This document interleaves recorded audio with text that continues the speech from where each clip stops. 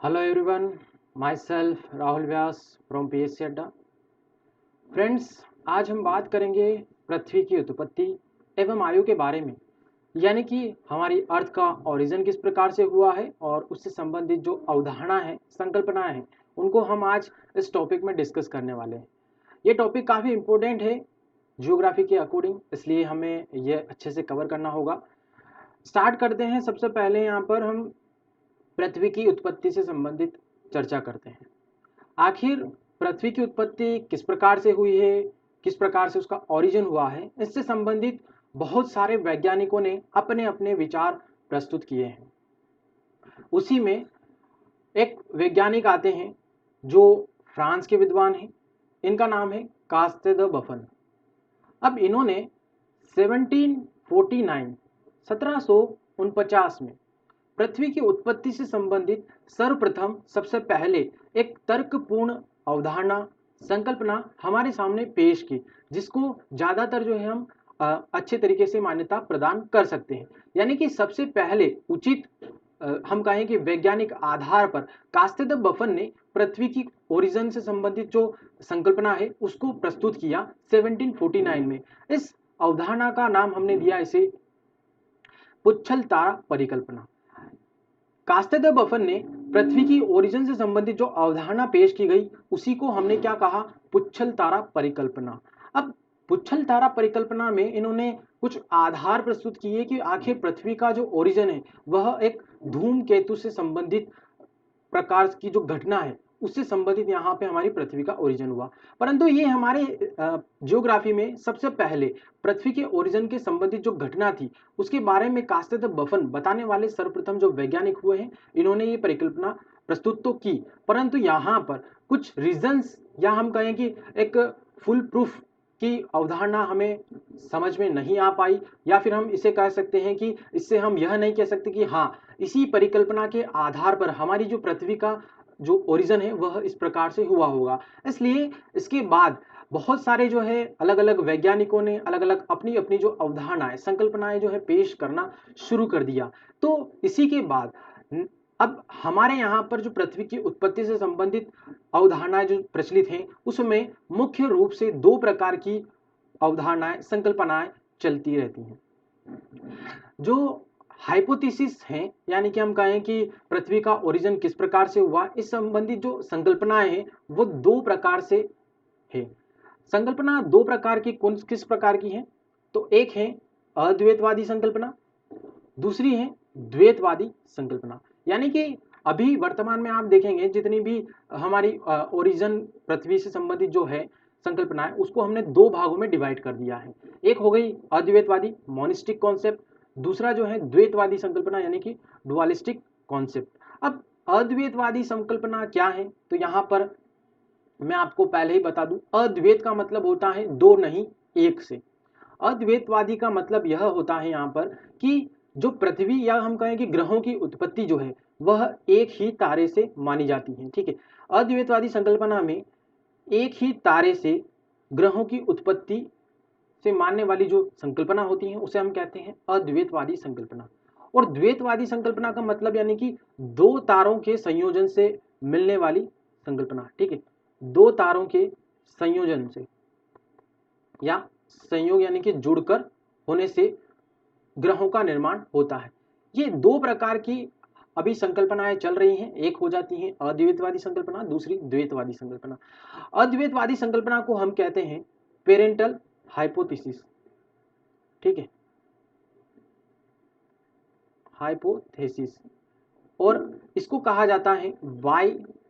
Parental hypothesis. ठीक है, तो दोनों विचारधाराएं क्या है। अब हम यहाँ पर अद्वैतवादी संकल्पना पर जब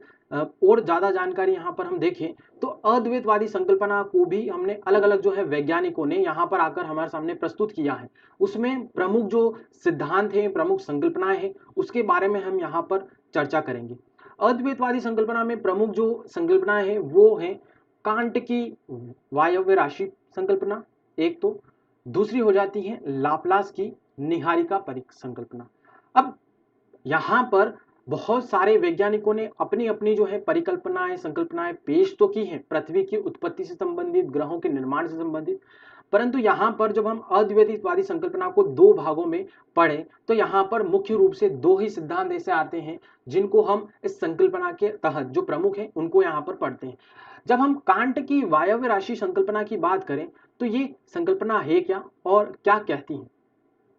तो वायव्य राशि जो संकल्पना है इसको प्रस्तुत किया था जर्मनी के वैज्ञानिक जो दार्शनिक थे, ठीक है, जर्मनी के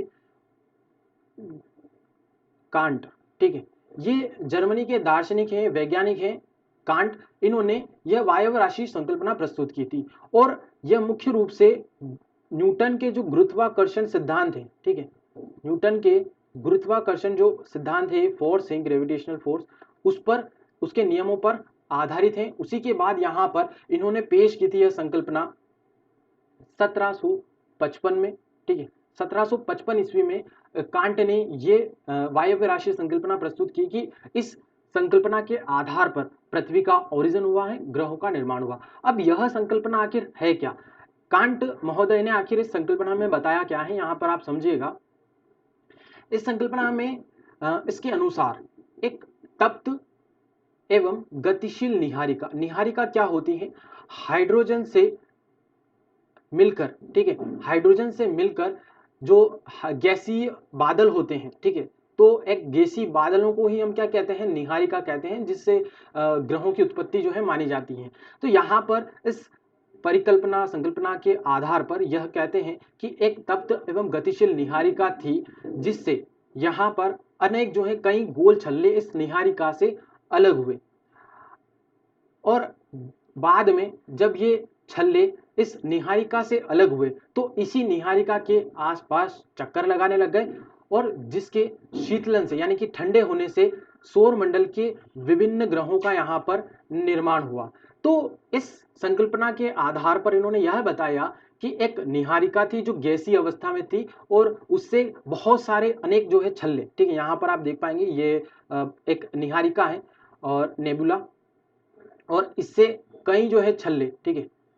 कई छल्ले यहाँ पर अलग हो गए और बाद में जो है इसके चक्कर लगाने लग गए और इसी के आधार पर जो सौर मंडल के विभिन्न ग्रहों का यहाँ पर निर्माण हुआ। तो इस परिकल्पना में संकल्पना में इन्होंने यह बताया, परंतु यहाँ पर जो कांट महोदय थे इन्होंने इस संकल्पना में गणित के गलत नियमों का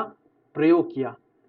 अब गणित के गलत नियमों का प्रयोग किया से तात्पर्य क्या है यहाँ पर कि जो ये ग्रहों का कोणीय संवेग संरक्षण था वह इस सिद्धांत का पालन नहीं करता, यानी कि जो कोणीय संवेग संरक्षण का नियम है, ठीक है, जिसके आधार पर हम यह कह सकते हैं कि जो ग्रह होते हैं वह किसी भी एक पिंड के चारों ओर एक ही स्पीड से एक ही दिशा में परिक्रमा करते हैं, ठीक है, उसके जो संवेग संरक्षण है वह बना रहता है नियत। इस सिद्धांत का, इस नियम का यह जो थ्योरी है, यह परिकल्पना है, वह जो है पालन नहीं कर पाता है। तो इस आधार पर हम इस संकल्पना को भी रिजेक्ट कर देते हैं कि इससे ग्रहों का निर्माण हुआ होगा या फिर यह अवधारणा है वाकई में सत्य होगी, ठीक है। अब हम जब नेक्स्ट यहाँ पर संकल्पना की बात करें वह है निहारिका संकल्पना। अब निहारिका संकल्पना को पेश किया था फ्रांस के विद्वान लाप्लास ने, ठीक है, फ्रांस के जो लाप्लास महोदय हुए हैं, वैज्ञानिक हुए हैं, इन्होंने 1796 1796 ईस्वी में इस परिकल्पना का प्रतिपादन किया और इस परिकल्पना के आधार पर यह बताना चाहा कि ग्रहों की उत्पत्ति किस प्रकार से हुई। अब यह परिकल्पना क्या है, तो यहाँ पर दोनों ही जो संकल्पना है वह क्या है, अद्वैतवादी, यानी कि एक ही तारे से सभी ग्रहों के निर्माण की उत्पत्ति के बात में ये कहते हैं। परंतु इस निहारिका परिकल्पना में भी क्या कहा इन लाप्लास महोदय ने, तो इसमें बताया गया कि एक विशाल तप्त जो निहारिका है, ठीक है, गर्म गैसीय अवस्था में जो निहारिका थी, नेबुला थी, उससे पहले एक एक ही छल्ला जो है बाहर हुआ, जैसे कि यहाँ पर यह जो निहारिका है, ठीक है, नेबुला है, तो इससे क्या हुआ, सिर्फ एक ही जो है छल्ला यहाँ पर अलग हुआ और इस जो बाहर हुआ जो एक ही निहारिका जो छल्ला था इससे कई छल्लों में यह टूट गया, यानी कि जो यह छल्ला हुआ था यह क्या हो गया, अलग अलग जो यहाँ पर यह अलग अलग छल्लों में विभक्त हो गया और फिर ये जो अलग अलग छल्ले में ये विभक्त हुआ तो यह अपने जो पितृ छल्ले यानी कि जिससे इनकी उत्पत्ति हुई है, जिस छल्ले से, उसके चारों ओर यह एक दिशा में घूमने लग गए। अब यहां पर क्या होता है कि जब इन्होंने यह सिद्धांत दिया है, परिकल्पना पेश की थी, तो इसमें इन्होंने कहा है कि जो एक छल्ला है, पैतृक छल्ला, उसी के चारों ओर इसके अन्य जो छल्ले हैं अलग हुए, वह एक ही दिशा में घूमने लगते हैं। परंतु यहां पर एक कंडीशन उत्पन्न होती है कि हमारे सौर मंडल में जो ग्रह हैं, ठीक है, जो ग्रह हैं उसमें शनि और बृहस्पति, ठीक है, तो शनि और बृहस्पति ऐसे ग्रह हैं जिनके उपग्रह यानी सैटेलाइट्स, प्राकृतिक जो उपग्रह हैं, वह क्या करते हैं, विपरीत दिशा, अपोजिट डायरेक्शंस में चक्कर लगाते हैं। जबकि इनकी जो परिकल्पना है इसमें यह बताया गया है कि जो पैतृक छल्ले होंगे उसके चारों दिशा में एक ही डायरेक्शंस में वह सभी चक्कर लगाएंगे। परंतु जब यहाँ पर हमारे सामने यह साक्ष्य है कि शनि और बृहस्पति के जो उपग्रह हैं वह विपरीत डायरेक्शंस में चक्कर लगाते हैं, तो इस आधार पर हम इस परिकल्पना को भी सत्य नहीं मान सकते। तो ये थी हमारी अद्वैतवादी संकल्पना को जो दो मुख्य रूप में हम पढ़ेंगे, कांट और लाप्लास की जो परिकल्पना है उसमें यहाँ पर ये क्या कहते हैं इसके बारे में मैंने आपको बताया। अब हम आगे बढ़ेंगे, नेक्स्ट है द्वैतवादी संकल्पना। द्वैतवादी संकल्पना का आशय क्या है, मैंने आपको बताया कि इसमें यही माना जाता है कि जो ग्रहों का निर्माण है, ठीक है, जो ग्रहों का निर्माण है वह एक ही तारे से हुआ है। यानी कि यहां पर यह कहा गया है कि कोई एक तारा है और जो दूसरा तारा है उसके दोनों के संयोजन से यहां पर ग्रहों का निर्माण हुआ, इसमें यह बताया गया है। अब द्वैतवादी संकल्पना में भी बहुत सारे वैज्ञानिकों ने अलग अलग जो है अपनी परिकल्पनाएं प्रस्तुत की है, तो यहां पर हम मुख्य मुख्य जो द्वैतवादी संकल्पना है उसको हम पढ़ेंगे। फर्स्ट है ग्रहाणु परिकल्पना, सेकेंड है द्वैतारक परिकल्पना, थर्ड है जुआरी परिकल्पना, और फोर्थ है अंतर तारक धूल परिकल्पना, और फिफ्थ है नव तारा जो है परिकल्पना। अब हम इन्हीं जो है 5 परिकल्पनाओं के बारे में चर्चा करेंगे कि आखिर जो द्वैतवादी संकल्पना है यानी कि दो तारों के संयोजन से इनका निर्माण हुआ है, उसमें भी अलग अलग जो साइंटिस्ट हुए हैं, वैज्ञानिक हुए हैं, उन्होंने अपनी अपनी परिकल्पना पेश की। सबसे फर्स्ट पोल हम यहाँ पर ग्रहाणु परिकल्पना की चर्चा करें तो ग्रहाणु परिकल्पना को 1905 में 1905 ईस्वी में चेम्बरलिन और मोल्टन, ठीक है, चेम्बरलिन और मोल्टन महोदय ने यहां पर इस सिद्धांत का प्रतिपादन किया, इस परिकल्पना को पेश किया। अब यहां पर इस ग्रहाणु परिकल्पना का आशय क्या है और किस प्रकार से यहां पर ग्रहों की उत्पत्ति होती है उसके बारे में चर्चा करेंगे। एक चीज तो यह किसने प्रतिपादित की है यह याद रखिएगा, और कब यह जो परिकल्पना है पेश की गई थी यह याद रखिएगा। अब इस परिकल्पना में, ग्रहाणु परिकल्पना में आखिर है क्या, हम यह चर्चा करते हैं। सबसे पहले तो इसमें यह बताया गया था कि जो एक सूर्य है, ठीक है, जब एक सूर्य था हमारा एक आकाश में, तो वह किसी एक अन्य विशाल तारे के समीप जब पहुंचा तो उसकी आकर्षण शक्ति से के कारण सूर्य के धरातल से असंख्य कण अलग हो गए। अब समझिएगा यहाँ पर कि इस परिकल्पना में यह बताया गया है कि हमारा जो एक सूर्य था वह एक किसी अन्य तारे, वो किसी प्रकार का एक अन्य तारा हो सकता है, जब वह एक विशाल तारे के समीप पहुंचा है, ठीक है,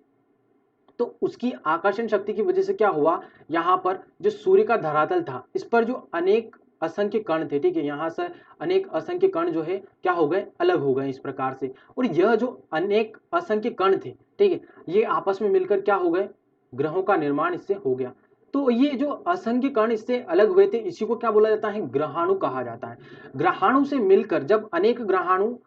एक साथ जुड़ जाते हैं, ठीक है, जब बहुत सारे ग्रहाणु एक साथ जुड़ जाते हैं तो उससे क्या हो जाता है, ग्रहों का निर्माण हो जाता है, ग्रहों की उत्पत्ति हो जाती है। तो इसी को क्या कहा जाता है, ग्रहाणु परिकल्पना कहा जाता है। और यह जो महोदय ने ग्रहाणु परिकल्पना पेश की थी इसमें यही कहा गया था कि जब कोई भी एक बड़ा तारा, अन्य तारा था, उसके समीप हमारा जो सूर्य था वह जब पहुंचा तो उसके फोर्स की वजह से, आकर्षण फोर्स की वजह से क्या हुआ कि जो सूर्य से बहुत सारे कण अलग अलग जो है पूरे आकाश में वितरित हो गए, और वहां पर जब यही कण क्या हो गए, आपस में जुड़ गए, ठीक है, तो वह क्या बन गए, ग्रह का निर्माण वहां पर हो गया। तो इस प्रकार से यह परिकल्पना कहती है, और यहां पर इस परिकल्पना को हमने देखा। अब यहां पर हम नेक्स्ट जब परिकल्पना की बात करें तो नेक्स्ट परिकल्पना इसी प्रकार से आती है, एक और द्वितारक परिकल्पना। ठीक है, अब द्वितारक परिकल्पना क्या है यहां पर हम जानेंगे। ठीक है, तो द्वितारक परिकल्पना में भी इस सिद्धांत में वही होती है चीज जो कि दो तारों के संयोजन होने के बाद किसी ग्रह का निर्माण हुआ। अब इस सिद्धांत का जो प्रतिपादन है वह किसने किया है, तो एच.एन. रसेल ने किया है।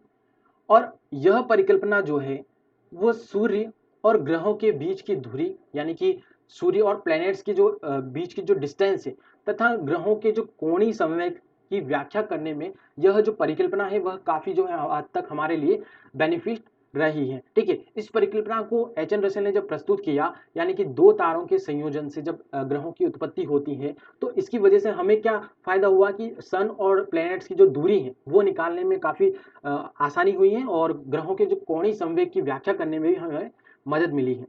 तो अब हम यहाँ पर जब नेक्स्ट परिकल्पना की बात करें तो नेक्स्ट परिकल्पना है ज्वारी परिकल्पना। ठीक है, अब ज्वारी परिकल्पना को जेम्स जीन्स, ठीक है, ये साइंटिस्ट हुए हैं जेम्स जीन्स, इन्होंने 1919 में इस परिकल्पना को पेश किया जिसका नाम था ज्वारी परिकल्पना। अब इस ज्वारी परिकल्पना में भी कुछ हद तक वैसा ही है जैसा ग्रहाणु परिकल्पना में था। कैसे, इसको हम देखें अगर कि ज्वारी परिकल्पना है क्या थी, तो इसमें भी यही बताया गया है कि सूर्य के निकट, ठीक है, सूर्य के निकट किसी तारे के आने से सूर्य का कुछ भाग, ठीक है, ज्वारी उद्भेदन का मतलब क्या होता है कि जो सूर्य की वजह से जो आकर्षण बल लगता है, ठीक है, जिसकी वजह से ज्वार भाटा की उत्पत्ति होती है, जो ज्वारी फोर्स है, ज्वारी बल है, उसकी वजह से यहां पर क्या हुआ कि सूर्य का कुछ भाग फिलामेंट के रूप में खिंच गया। अब यहां पर आप समझिएगा कि ये हमारा सूर्य था और इसके पास जो है कोई अन्य तारा आया। ठीक है, जब कोई अन्य तारा आया तो यहाँ पर इस अन्य तारे का फोर्स लगा सूर्य पर और इसकी वजह से क्या हुआ, जब यहाँ पर आकर्षण शक्ति इस अन्य तारे की लगी सूर्य पर, तो जब यहाँ पर इसका कुछ भाग, ठीक है, ये वाला कुछ भाग हम मान ले, तो यहाँ पर ये कुछ भाग जब इस प्रकार से फिलामेंट के रूप में यहाँ पर खींचा चला आया, ठीक है, उससे अलग हो गया, तो बाद में यह जो फिलामेंट है टूट कर क्या हुआ, सूर्य का चक्कर लगाने लगा। यानी कि जो फिलामेंट माना गया था, ये वाला फिलामेंट, इसमें यह माना गया कि जो ये अलग हुआ भाग था सूर्य का फिलामेंट जिसे इन्होंने कहा है, इसी फिलामेंट की वजह से क्या हुए, अलग अलग जो ग्रह हैं उनकी उत्पत्ति भी इसी फिलामेंट से हुई है। और यह फिलामेंट यानी कि जो अलग अलग ग्रह उत्पन्न हुए हैं वह क्या करने लगे, सूर्य के चक्कर लगाने लगे। तो ये लगभग सिमिलर ही है ग्रहाणु परिकल्पना से, परंतु यहाँ पर इन्होंने जो ज्वारी फोर्स की यहाँ पर इन्होंने इसको कारण माना है, यानी कि सूर्य का जो भाग अलग हुआ है वो किस वजह से हुआ है, तो ज्वारी फोर्स की वजह से हुआ है अलग। अब यहां पर हम नेक्स्ट परिकल्पना की बात करें तो आती है अंतरतारक धूल परिकल्पना। ठीक है, अब अंतरतालक जो धूल परिकल्पना है यह किसने पेश की थी, सबसे पहले ये याद रखिएगा, तो 1943 में ईस्वी में एक रूसी वैज्ञानिक हुए हैं। ठीक है, रूसी वैज्ञानिक थे ओटो शिम्ड। ठीक है, ओटो शिम्ड जो वैज्ञानिक हुए, इन्होंने 1943 में इस अंतरतारक धूल परिकल्पना को हमारे सामने प्रस्तुत किया। अब इस परिकल्पना में क्या था, तो इसी परिकल्पना में इन्होंने यह बताया कि जो ग्रहों की उत्पत्ति है वह धूल कण और गैसीय कणों की वजह से उत्पत्ति हुई है। अगर हम इस परिकल्पना को देखें तो इसमें यह कहा गया है कि जब सूर्य आकाशगंगा के करीब से गुजर रहा था, यानी कि जब हमारा सन गैलेक्सी के पास से निकट से होकर गुजर रहा था, तब उसने अपनी आकर्षण शक्ति से, ठीक है, कुछ गैस व मेघ व धूल के कणों को, ठीक है, जो सन था हमारा सूरज, उसने क्या किया, जब वह किसी गैलेक्सी से यहाँ पर आसपास से निकट होकर गुजर रहा था तो इसने अपना जो है आकर्षण फोर्स लगाया। ठीक है, और इस गैलेक्सी से क्या कर लिया, अपनी ओर गैसी और धूल कण जो हुए उनको अपनी ओर आकर्षित कर लिया, और जिससे क्या हुआ, वह गैसी और धूल कण जो है सामूहिक रूप से बाद में सूर्य की परिक्रमा करने लगे। ठीक है, तो इस परिकल्पना में इन्होंने यही माना है कि जो ग्रहों की उत्पत्ति है वह सूर्य द्वारा जब किसी गैलेक्सी से धूल कणों को अपनी ओर आकर्षित कर लेने के बाद क्या हुआ कि वह सारे जो धूल कण हुए उससे ग्रहों की उत्पत्ति हुई और वह बाद में क्या करने लगे, सूर्य के परिक्रमा करने लग गए। तो इस परिकल्पना को यहाँ पर एक प्रश्न चिन्ह आकर खड़ा होता है हमारे सामने कि आखिर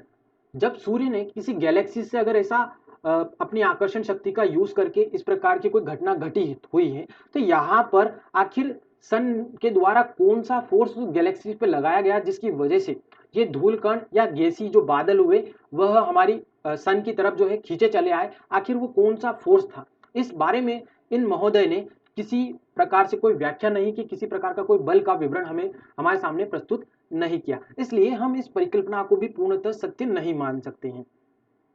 अब हमारे सामने एक और लास्ट परिकल्पना है, वह है नौ तारा परिकल्पना। ठीक है, इस परिकल्पना में भी लगभग वही चीज है कि दो तारों के संयोजन होने से ग्रहों की उत्पत्ति हुई है। ठीक है, परंतु यहाँ पर हम देखें कि इस परिकल्पना के जो प्रतिपादक हैं वह कौन हुए, तो फ्रेड हॉयल व लिटिलटन थे। उन्होंने अपनी पुस्तक नेचर ऑफ द यूनिवर्स में 1939 ईस्वी में नाभिकीय भौतिकी यानी कि न्यूक्लियर फिजिक्स से संबंधित सिद्धांत देते हुए यह परिकल्पना प्रस्तुत की। यानी इस पुस्तक में इन्होंने न्यूक्लियर फिजिक्स से संबंधित जो सिद्धांत है, यानी कि हम कहें नाभिकीय विखंडन के बारे में इन्होंने चर्चा की होगी कि किस प्रकार से यहाँ पर ग्रहों की उत्पत्ति हुई है। ठीक है, तो लगभग यह भी क्या है, द्वैतवादी संकल्पना के अंतर्गत ही आता है, इसलिए हम यहाँ पर इसको पढ़ते हैं। अब यहाँ पर एक चीज तो यह है दोस्तों कि हम इस परिकल्पना में सभी को परिकल्पना को डीप में इसलिए नहीं पढ़ सकते क्योंकि कोई सी भी परिकल्पना हमें पूर्णतः जो है ज्योग्राफी में अर्थ के ओरिजिन से उत्पत्ति संबंधित जो सिद्धांत है वह श्योरिटी हमें प्रदान नहीं करता। इसलिए हमें यहाँ पर नॉर्मली ऊपर ऊपर से हमें इस परिकल्पनाओं के बारे में हमें पता होना चाहिए, क्योंकि ज्योग्राफी में ये टॉपिक है कि अर्थ की उत्पत्ति किस प्रकार से हुई, तो ये हमारे सामने जो अलग अलग परिकल्पनाएं चल रही हैं उसके बारे में हमें जानकारी होनी चाहिए। तो हमने यहाँ पर चर्चा करी। अब यहाँ पर आपके सामने एक प्रश्न उठ खड़ा होगा कि आखिर ये तो हमने संकल्पनाओं की चर्चा की कि अलग अलग साइंटिस्टों ने हमें इस बारे में बताया कि किस प्रकार से उत्पत्ति हुई, फिर भी आप जानते हैं कि हमारी जो पृथ्वी है जब कभी भी उसकी उत्पत्ति हुई होगी तो वह एक गर्म ग्रह था, चट्टानी उस समय जो है, या फिर उसकी अवस्थिति जो थी वह गैसीय वीरान अवस्था में पृथ्वी हमारी थी। उस समय जो पृथ्वी का वायुमंडल था वह काफी जो है आज के वायुमंडल के समक्ष विरल स्थिति में था। यानी कि आज जो हम पृथ्वी की हम कंडीशन देखते हैं, जैसे कि आज जो हमारा अर्थ है वह काफी सुंदर है, उसको नीला ग्रह की संज्ञा दी जाती है, हमारे पृथ्वी पर जीवन की उत्पत्ति है। फिर इसके बाद जो हमारा वायुमंडल है एटमॉस्फेयर वो भी काफी जो है हमारे रहने लायक है। तो आखिर वायुमंडल की उत्पत्ति, पृथ्वी की उत्पत्ति, इस प्रकार से हम कहें कि आखिर इतना अच्छा ग्रह हमारा बना, वो आखिर किस वजह से पृथ्वी की इस प्रकार से उत्पत्ति हुई है, आखिर किस प्रकार से इतनी अच्छी पृथ्वी का जो सुंदर निर्माण है वह किस प्रकार से हो गया। ठीक है, तो आखिर यह भी हमारे सामने एक प्रश्न उठ खड़ा होता है। तो हम इसी पर अभी चर्चा करेंगे आखिर की पृथ्वी हमारी जो एक समय पहले काफी विषम स्थिति में थी, जहां पर कुछ भी उत्पन्न होना संभव नहीं था, उसकी जो संरचना थी वह काफी जो है विषमता पूर्वक जो है थी। परंतु आखिर ऐसी क्या परिस्थितियां रही हैं, कोई तो ऐसी क्रिया रही होगी जिसकी वजह से हमारी पृथ्वी पर जीवन का संभव होना मुमकिन हुआ। हमारा जो एटमॉस्फेयर है वह जो है आज की मुकाबले काफी इंपॉर्टेंट रखता है जीवन की उत्पत्ति के संबंध में। तो इसी पर हम चर्चा करें सबसे पहले कि हमारी जो पृथ्वी की संरचना है वह किस प्रकार की है, तो परतदार है। अब पृथ्वी का जो हम स्ट्रक्चर की बात करें आखिर वो परतदार किस प्रकार से, जैसे कि आप देखेंगे जो हमारा एटमॉस्फेयर है, वायुमंडल, वायुमंडल से जब आप पृथ्वी के धरातल से होते हुए जब केंद्र पृथ्वी के क्रोड तक जब आप पहुंचते हैं तो वहां पर आपको अलग अलग जो है पदार्थों की उपस्थिति देखने को मिलती है। यानी कि एटमॉस्फेयर में अलग अलग परतें मौजूद हैं, पदार्थ अलग अलग जो है मौजूद हैं। इसके बाद जब धरातल पे आप आएंगे तो वहां पर भी अलग अलग विभिन्न प्रकार के आपको परतें मिलेगी, पदार्थ मौजूद मिलेंगे। इसी प्रकार से जब आप पृथ्वी के क्रोड तक जाएंगे तो वहां पर भी आपको पृथ्वी की जो संरचना है वह काफी जो है डिफरेंट टाइप में मिलेगी, जिसको हम कहते हैं परतदार है हमारी पर संरचना। अब इसी परतदार संरचना में हम देखें कि आखिर पृथ्वी की जो परतदार जो संरचना है उसमें परतदार संरचना का विकास किस प्रकार से हुआ। इसी परतदार संरचना में हम सबसे पहले डिस्कस करेंगे कि आखिर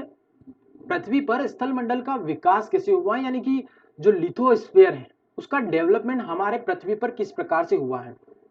ठीक है, तो एक चीज यहां पर आती है कि जब लिथोस्फीयर का निर्माण किस प्रकार से हुआ है, तो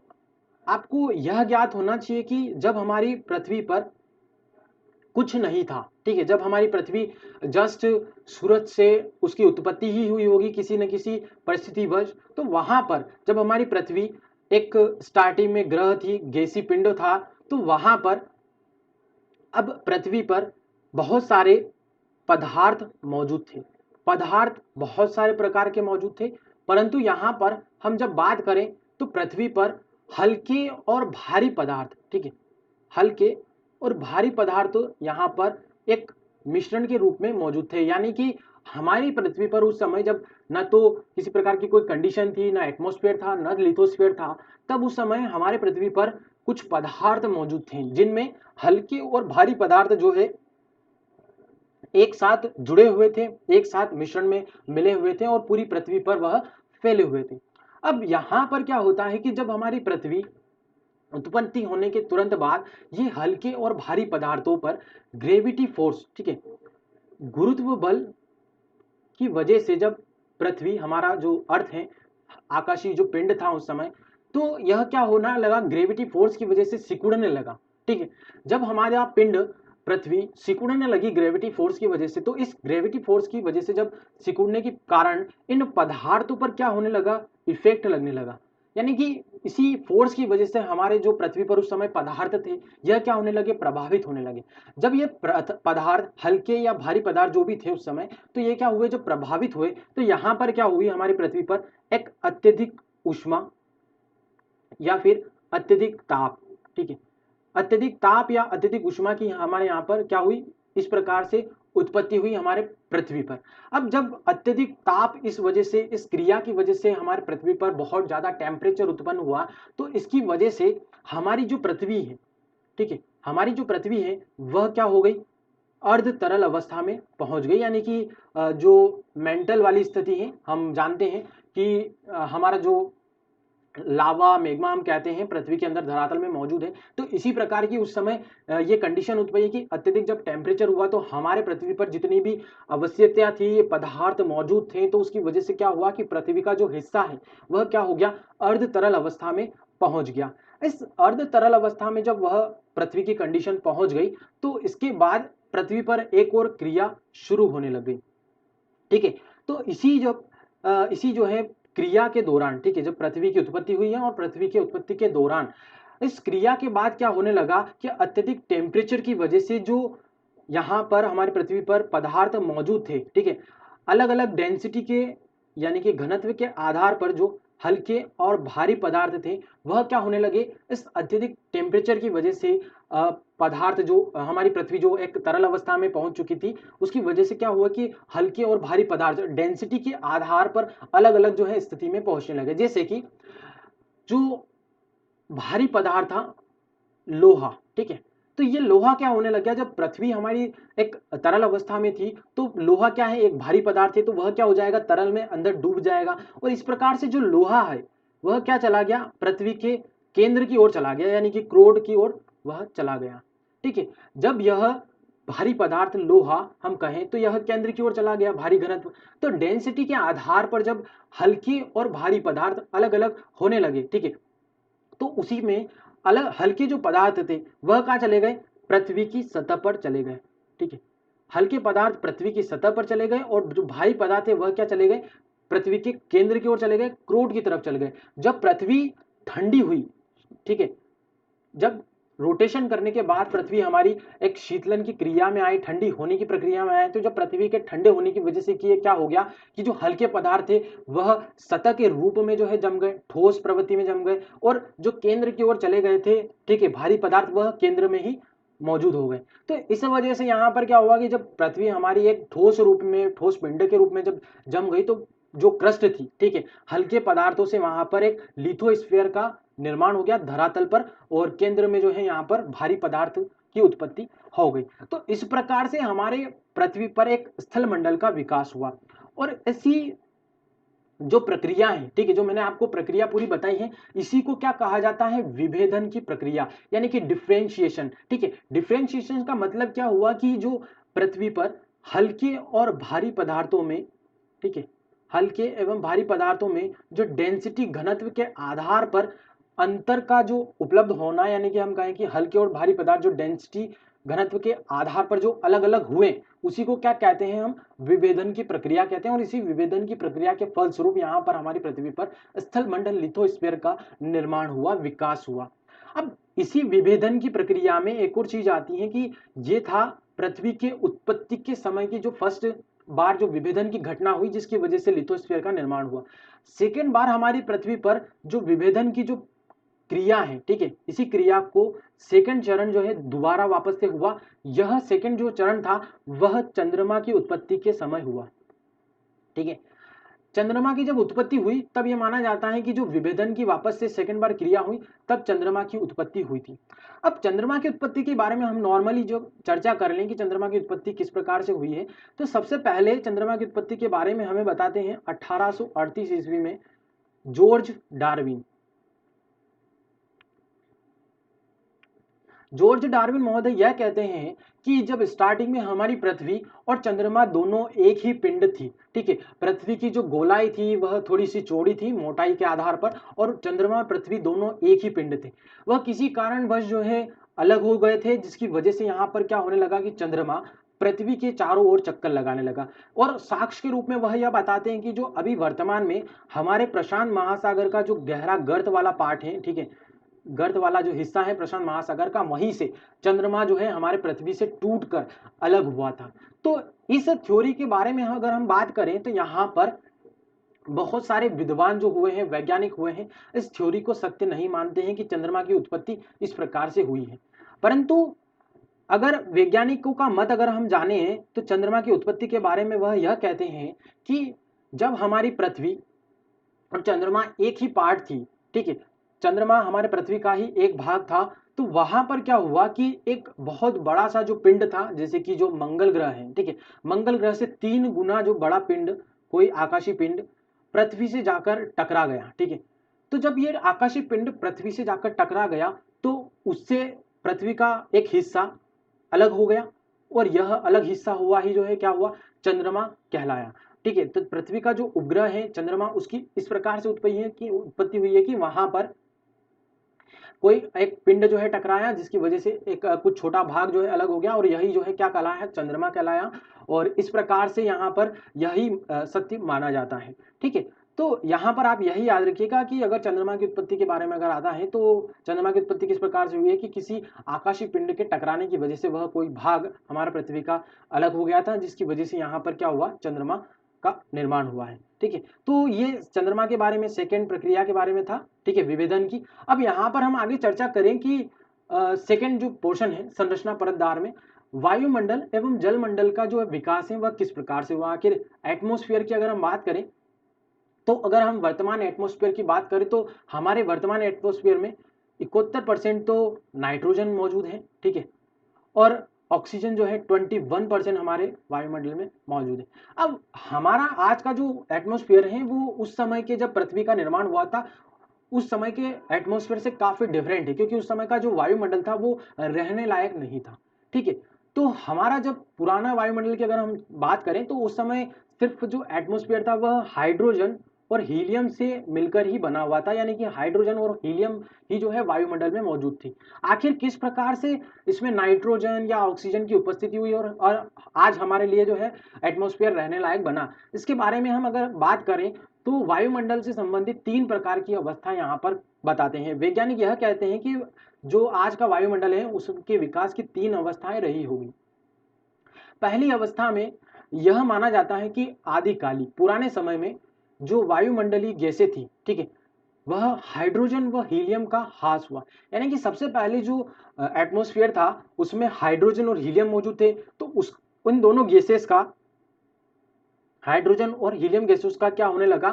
ह्रास होने लगा, यानी कि उनका जो है नष्ट होने लगी। हाइड्रोजन और इनकी जो उपस्थिति है वायुमंडल में उनका जो है ह्रास होने लगा, नष्ट होने लगी वो गैसेस, और उनका जो परसेंटेज है वायुमंडल में वह क्या होने लगा, कम होने लगा।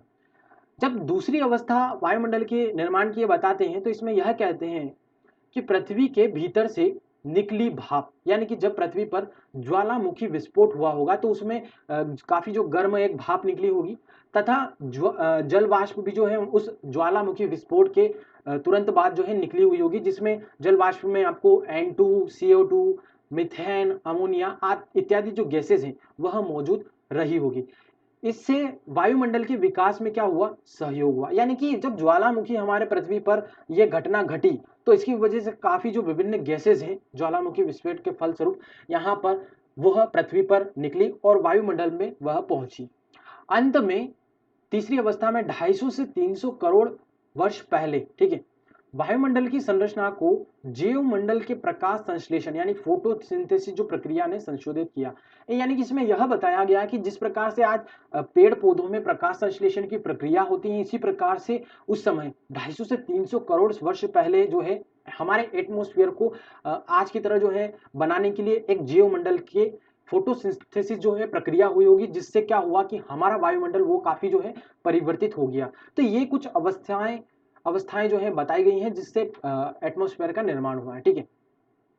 अब हम आगे बात करें कि आखिर ये हो गई हमारे लिथोस्फीयर वायुमंडल की चर्चा की किस प्रकार से उसके निर्माण की उत्पत्ति हुई। तो अगर जीवन की उत्पत्ति की हम बात करें कि आखिर पृथ्वी पर जीवन की लाइफ का जो है ओरिजिन किस प्रकार से हुआ है, तो सबसे लास्ट में पृथ्वी की उत्पत्ति से संबंधित जो है सबसे लास्ट चरण था जीवन की उत्पत्ति का। यानी कि पृथ्वी की उत्पत्ति जब हुई थी उससे सबसे लास्ट में ही एक और जो है लास्ट जो चरण था उसी में यहाँ पर मनुष्य के जीवन की उत्पत्ति हुई थी। ठीक है, अब इसमें यहाँ पर बहुत सारे वैज्ञानिक यह कहते हैं कि जो पृथ्वी पर जीवन की उत्पत्ति है वो अलग अलग चरणों में हुई है, परंतु मुख्य रूप से अगर हम बात करें तो जीवन की उत्पत्ति के बारे में वैज्ञानिक यह बताते हैं कि जो मनुष्य की लाइफ की उत्पत्ति है वह रासायनिक क्रियाओं का परिणाम है। यहाँ पर पृथ्वी पर अनेक रासायनिक क्रियाएं हुई हैं जिसकी वजह से हमारे पृथ्वी पर लाइफ का ओरिजिन हुआ है। ठीक है, तो इसमें एक कार्बनिक परमाणु बना, ठीक है, अणु जो है उसकी उत्पत्ति हुई है रासायनिक क्रियाओं के घटने की वजह से। एक जटिल जैव कार्बनिक अणु की उत्पत्ति हुई है जिसे इंग्लिश में कहा जाता है कॉम्प्लेक्स ऑर्गेनिक मॉलिक्यूल। अब यहाँ पर हमारे पृथ्वी पर जब रासायनिक प्रक्रियाएं हुई तो इसकी वजह से जटिल जैव कार्बनिक अणुओं का निर्माण हुआ, और जब ये जटिल जैव कार्बनिक अणु एक दूसरे में आपस में संबंध हुए जुड़े तो इसकी वजह से क्या हुआ, इनके समूहन की वजह से जुड़ने की वजह से यहाँ पर अनेक जीवों की उत्पत्ति हुई। जब ये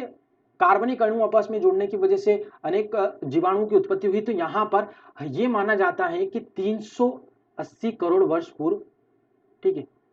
380 करोड़ वर्ष पूर्व हमारे पृथ्वी पर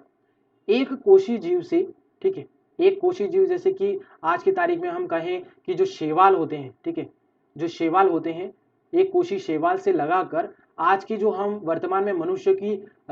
उत्पत्ति देखते हैं, ठीक है, जिस प्रकार से हमारा मनुष्य का शरीर होता है तो बहुकोशी की संरचना, ठीक है, तो एक कोशी शैवाल से बहुकोशी की जो संरचना शैवाल की हम बात करें तो ये उत्पत्ति इस प्रकार से जैव कार्बनिक अणुओं की वजह से एक कोशी जीव बना शैवाल जिसे हम कहते हैं, और इसके बाद अलग अलग समय पर यहाँ पर एक कोशी जीव से अनेक अनेक जो है जीवाणुओं की उत्पत्ति हुई और इसके बाद हमारे मनुष्य की उत्पत्ति हुई है। तो यहाँ पर आप समझ गए होंगे, परंतु अब यहाँ पर अगर हम बात करें तो जीवाणुओं की साक्ष्यों के बारे में कि आखिर जीवन की उत्पत्ति के साक्ष्य क्या है, तो जो जीवाश्म होते हैं, ठीक है, जीवाश्म क्या होते हैं कि जीवों के अवशेष होते हैं जो चट्टानों में हमें पाए जाते हैं। तो भूगर्भिक साक्ष्यों के आधार पर हम यह कहते हैं कि अलग अलग कालों में किस प्रकार से लाइफ का ओरिजिन हुआ है। तो हम जो है जीवाश्मों को भूवैज्ञानिक भूवैज्ञानिक जो है कालक्रम, ठीक है, यानी कि जो हमें वैज्ञानिकों ने एक समय सारणी प्रदान की है, उन्होंने अलग अलग समय पर ये व्याख्याएं बताई हैं कि किस प्रकार से किस समय किन की जो है किन जीवों की उत्पत्ति हुई है और बाद में मनुष्य की उत्पत्ति किस प्रकार से हुई है। तो इसी आधार पर हम जीवन की उत्पत्ति को अनेक कालक्रम में पढ़ते हैं जिसमें हम देखेंगे कि भूवैज्ञानिक कालक्रम के आधार पर किस प्रकार से लाइफ का ओरिजिन हुआ है। तो यहाँ पर दोस्तों हमारे इस टॉपिक का डी एंड होता है। ठीक है, तो मैं आशा करता हूँ कि आपको कुछ जानकारी अलग हटके मिली होगी और यहाँ पर आपको जो है मेरी ये टॉपिक से संबंधित जानकारी जो है आपको पसंद आई होगी। अगर आपको ये जानकारी अच्छी लगती है, हमारी क्लास अच्छी लगती है, तो आप मुझे जो है प्रतिक्रिया देना ना भूलें। और अगर आपको ज़्यादा जानकारी चाहिए तो आप psc.com साइट को विजिट कर सकते हैं। तो दोस्तों आज के लिए मैं अपनी वाणी को यहीं जो है विराम देता हूँ और आप सभी से अलविदा कहता हूँ।